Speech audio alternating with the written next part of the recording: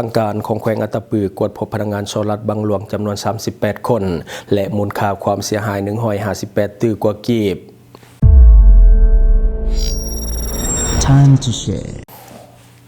สวัสดีท่านผู้ชมกลับมาพบกับรายการทำทูแสสำหรับหัวข้อข่าวที่เราอยากจะนำเสนอในวันนี้ก็คือเกี่ยวข้องกับเรื่องของการโซลัดบางหลวงที่เกิดขึ้นในแขวงอัตตปืออยู่ทางภาคใต้ของสปป.ลาวก็คือทางการของแขวงอัตตปือได้กวดพบพนักงานโซลัดบางหลวงจำนวน38คนและมูลค่าความเสียหาย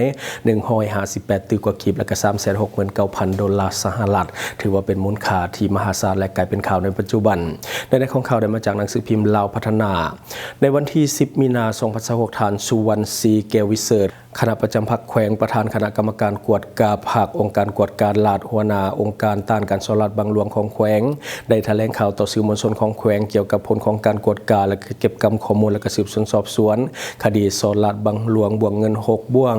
งเงิน90ตื้อกว่ากีบและก็บวงเงิน53ตื้อกีบเป็นเงินของแขวงกู้ยืมนำธนาคารพัฒนาลาวว่าได้ดำเนินทุกวิธีการมาตรการที่จำเป็นให้กับผู้ถูกหาที่ซื้อเท่าสุวิสัยสุริยะไลหรือว่าเท่าโมที่เอาตัวหลบหนีไปอยู่ประเทศไทยให้เข้ามามอบตัวจนสุดท้ายในวันที่4 ธันวาคม 2024ผู้เกี่ยวได้เข้ามามอบตัวต่อเจ้าหน้าที่ฝ่ายการสืบสวนสอบสวนเพื่อขยายผลจากผู้เกี่ยวสามารถกำหนดเป้าหมายผู้ถูกหาได้ชัดเจนขึ้นและก็งบประมาณที่ถูกยักยอกหรือว่าหลักถอนออกไปโดยบ่ถูกต้องก็คือบวงเงินค้ำประกันของแผนกก็คือแผนกแผนการและการลงทุนและต่อมาก็จะเป็นบวงเงินกองทุนพัฒนาชุมชนของแผนกพลังงานและก็โบแห่และต่อมาก็จะเป็นบวงเงินไม่ยืนตายไม่วิกและก็ไม่กฐินลงและอื่นๆต่อมาเป็นบวงเงินภัยพิบัติเมืองสนามไส่บวงเงินค้ำประกันธุรกิจและก็บวงเงินกองทุนรัฐบวงเงิน90กว่าตื้อกีบและก็บวงเงินกู้ยืมธนาคารพัฒนาลาว53ตื้อกว่ากีบมีเป้าหมายทั้งหมดแม่น38คนได้สรุปส่งอัยการประชาชนแขวงและก็ศาลประชาชนแขวงตัดสินแล้ว12คนคณะเฉพาะกิจ560ได้สืบต่อดำเนินการสืบสวนสอบสวนที่ยังเหลือก็คือ26คนและก็มีหญิง11คนในนี้ได้ออกคำสั่งเปิดการสืบสวนสอบสวนเติมอีกจำนวน3คนและก็เพิ่มใหม่1คนในนี้มีพนักงานรัฐกรจำนวน19คนเสียชีวิต1คนยิง7คนพนักงานขันศูนย์กลางคุ้มครอง3คนบำนาญ1คนพนักงานที่ติดพันกับการโซลัดบางหลวงจำนวน16คนยิง4คนและคดีอาญาทั่วไป10คนและก็มียิง6คนในการดำเนินการสืบสวนสอบสวนต่อเป้าหมายพนักงานของรัฐผู้ประกอบการและก็ประชาชนจำนวนหนึ่งที่มีส่วนเกี่ยวพันกับบวงเงินที่ถูกเสียหายกันรายละเอียดคือดังนี้ข้อที่1ก็คือบวงเงินผิดเดี่ยง6บวงจำนวน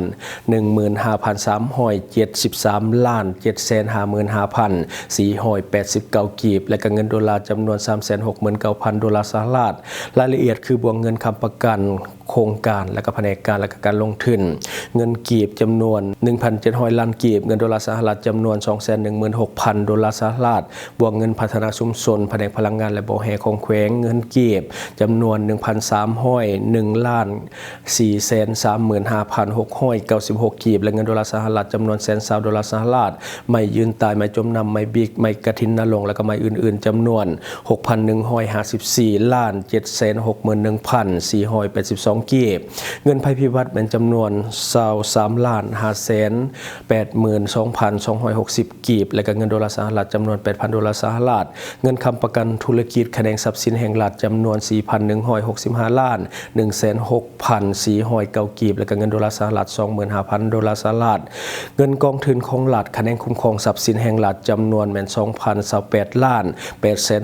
869,642 กีบและข้อที่2ก็คือบวงเงินรายหับของแขวงจำนวน 91,118 ล้าน 712,229 กีบผ่านการกวดการและก็เก็บกำข้อมูลได้พบเห็นเงินทั้งหมดที่ถูก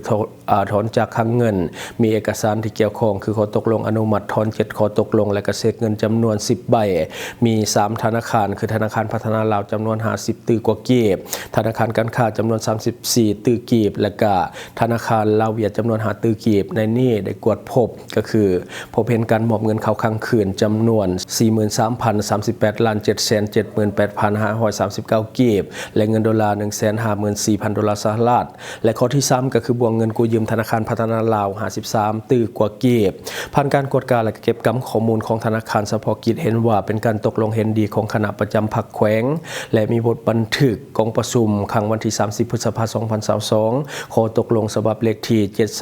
736/จคอปลงวันที่22 มิถุนายน 2022และก็มีสัญญากู้ยืมเงินกับธนาคารพัฒนาลาวฉบับเลขที่ LN-102/2022 LD B.RHO เลขบัญชีเงินกู้ LD จำนวนเงินทั้งหมดแม่น 53,141 ล้านกับ 10,000 กีบอัตราดอกเบี้ยก็คือ 11.5% จำนวน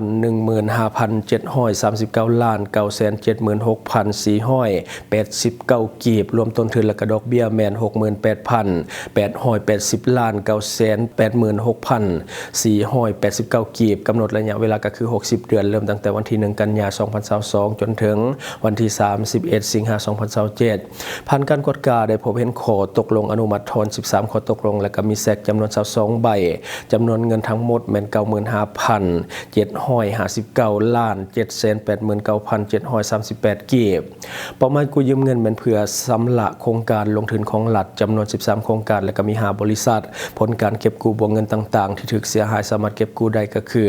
918,696,920 กีบและก็ได้ออกคำสั่งยึดอายัดทรัพย์สินประเภทต่างๆคือ1ก็คืออายัดที่ดินจำนวน14ตนและ2ก็คือรถใหญ่จำนวน4คัน3รถจักรจำนวน2คันและ4ก็คือโทรศัพท์1หน่วยปัจจุบันคณะเฉพาะกิจ560ได้สำเร็จการดำเนินการสืบสวนสอบสวนและก็ได้ส่งสำนวนคดีให้กับอัยการประชาชนแขวงสำเร็จแล้วนี่ก็คือเนื้อในของข่าว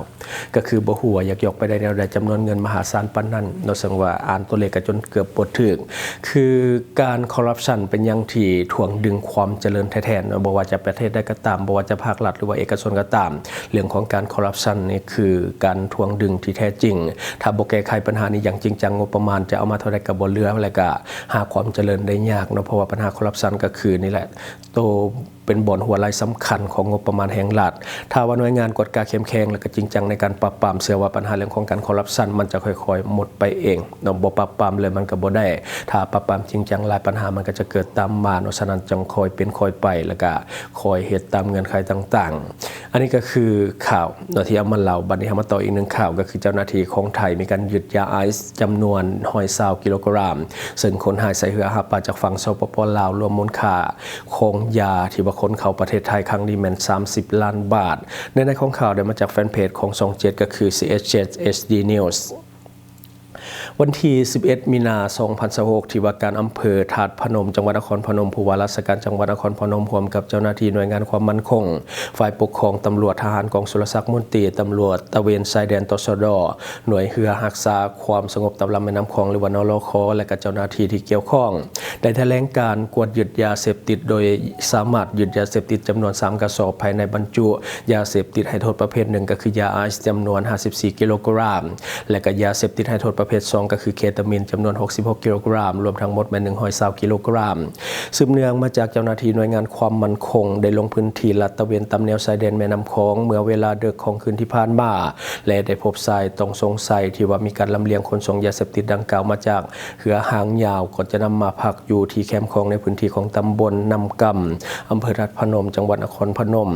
เจ้าหน้าที่แสดงตัวเขาจับกลุ่มผู้กระทำผิดสามารถที่จะหลบหนีไปได้ทันเจ้าหน้าที่จึงได้ยึดของกลางมาเพื่อกวดสอบปัจจุบันแม่นอยู่ระหว่างของการสืบสวนขยายผลเพื่อสอบหาผู้กระทำผิดมาลงโทษตามกฎหมายต่อไปส่วนมูลค่าของยาเสพติดคิดเป็นเงินบาทก็คือบรุษ30 ล้านบาทในขณะเดียวกันทางเจ้าหน้าที่หน่วยงานความมั่นคงได้เพิ่มมาตรการเข้มงวดในการกวดสอบเพื่อหาป่าตามลำแม่น้ำคลองเนื่องจากว่าปัจจุบันพบว่ามีการลักลอบขนส่งยาเสพติดจากฝั่งสปป.ลาวแบบกองทัพหมดโดยอาศัยเรือหาป่าแฝงตัวในการขนส่งยาเสพติดเพราะ ยากต่อการกวดสอบเหตุการณ์นี้เห็นให้พื้นที่ชายแดนนครพนมมีการลักลอบขนยาเสพติดเข้ามาอย่างต่อเนื่องและก็มีการกวดยึดได้เรื่อยๆในระยะนี้พร้อมกันนั้นยังได้สร้างความร่วมมือกับภาคประชาชนให้ช่วยเป็นหูเป็นตาและก็สอดส่องเบิ่งแยงเพื่อป้องกันและก็ปราบปรามสกัดกั้นอย่างต่อเนื่องอันนี้ก็คือในของข่าวเราเป็นอีกหนึ่งปรากฏการณ์ย่อท่อในเรื่องของการค้าขาย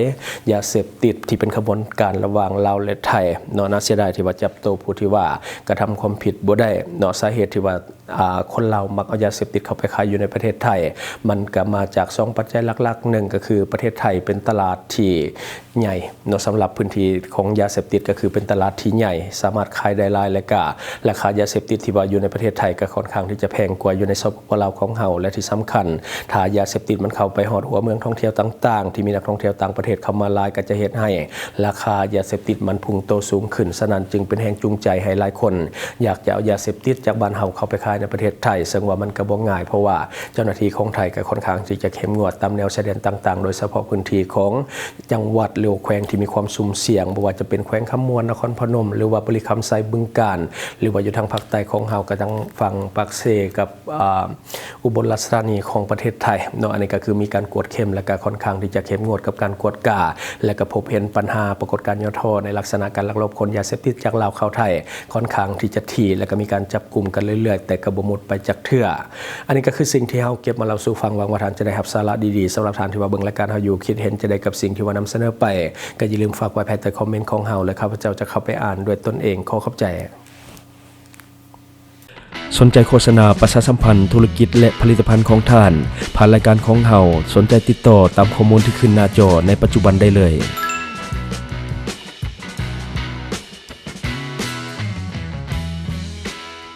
อยู่เมืองลาวใช้แต่เงินกีบลาวและส่งเสริมผลิตภัณฑ์ภายในเพื่อลดผ่อนการนำเข้าสินค้าและแก้ปัญหาเงินตรา Subscribe for more video.